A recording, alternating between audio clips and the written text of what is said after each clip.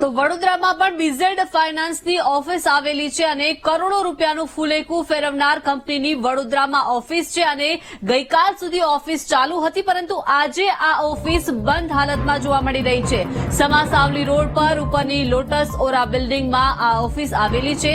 વડોદરાની ઓફિસ હિંમતનગરના શત્રુઘ્નસિંહ નામનો વ્યક્તિ સંભાળતો હતો। વડોદરામાં પણ લોકોએ કરોડોનું રોકાણ બીઝેડ ફાઇનાન્સમાં કર્યું હોય અને આ હવે ઓફિસ બંધ છે। હિંમતનગરની બીઝેડ ફાઇનાન્સ કંપનીની સીઆઈડી ક્રાઇમ દ્વારા તપાસ કરવામાં આવી રહી છે અને અનેક મોટા ખુલાસા પણ થઈ રહ્યા છે। લોકો સાથે રોકાણ કરાવી અને છેતરપિંડી કરવામાં આવી હોય એવી વિગતો મળી રહી છે। ત્યારે બીઝેડ ફાઇનાન્સની ઓફિસ વડોદરામાં પણ આવેલી છે। વડોદરાના લોટસ ઓરા બિલ્ડિંગ છે જે સમાસાવલી રોડ ઉપર, એમાં ઓફિસ આવેલી છે। લગભગ જાન્યુઆરી મહિનામાં આ ઓફિસનું ઓપનિંગ કરવામાં આવ્યું હતું। પરમ દિવસે અહીંયા સીઆઈડી ક્રાઇમની ટીમ આવી હતી। આખો દિવસ આ ઓફિસની અંદર પણ તપાસ કરી છે। અહીંયા જાણવા મળ્યું છે એક જ કર્મચારી કામ કરતો હતો, પરંતુ જે કોણ લોકોએ રોકાણ કર્યું છે, કેટલા લોકોને રોકાણ કરાવ્યું છે, આ તમામ દિશામાં સીઆઈડી ક્રાઇમ દ્વારા તપાસ શરૂ કરવામાં આવી છે। વડોદરા ખાતેની ઓફિસમાં હિંમતનગરના શત્રુઘ્નસિંહ છે એ આ ઓફિસ સંભાળતા હતા એવી પણ વિગત મળી રહી છે। વડોદરાવાસીઓએ પણ કરોડોનું રોકાણ કર્યું હોવાની આશંકા છે। અત્યારે હાલ તો આ સમગ્ર મામલે સીઆઈડી ક્રાઇમની ટીમ છે તપાસ કરી રહી છે। આ ટીમ જયારે તપાસ કરવા આવી, અહીંના આજુબાજુના લોકો છે, અહીંયા જે દુકાન ધરાવે છે એમની સાથે પણ વાત કરું કે શું કહી રહ્યા છે।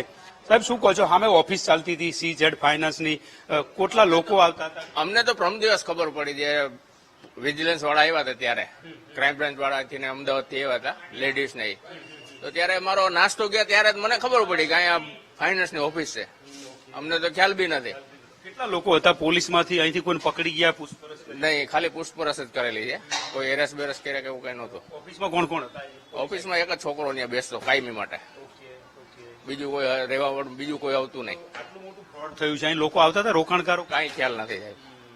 બાજુની દુકાનવાળા છે કહી રહ્યા છે કે પોલીસ આવી હતી પરમ દિવસે અને આ સમગ્ર મામલે તપાસ કરી છે। એક યુવાન ત્યાં ઓફિસમાં બેસતો હતો, એની પણ પૂછપરછ કરવામાં આવી છે। બીઝેડની ઓફિસ અહીંયા વડોદરા ખાતે સમાસાવલી રોડ ઉપર આવેલી છે। અહીંયા પણ તપાસનો રેલો પહોંચ્યો છે। હવે જોવાનું એ રહ્યું કે કેટલા લોકો આ જે સંસ્થા છે એની અંદર રોકાણ કર્યું છે, કેટલા રોકાણકારો સાથે આ છેતરપિંડી કરવામાં આવી છે, એ તમામ વિગત તપાસમાં બહાર આવશે। પરંતુ વડોદરાના પણ અનેક લોકો છેતરાયા હોય એવું અત્યારે આ ઓફિસ ઉપરથી લાગી રહ્યું છે। કેમેરામેન કિશોર ક્ષીરસાગર સાથે માનુ ચાવડા, વીટીવી ન્યૂઝ, વડોદરા।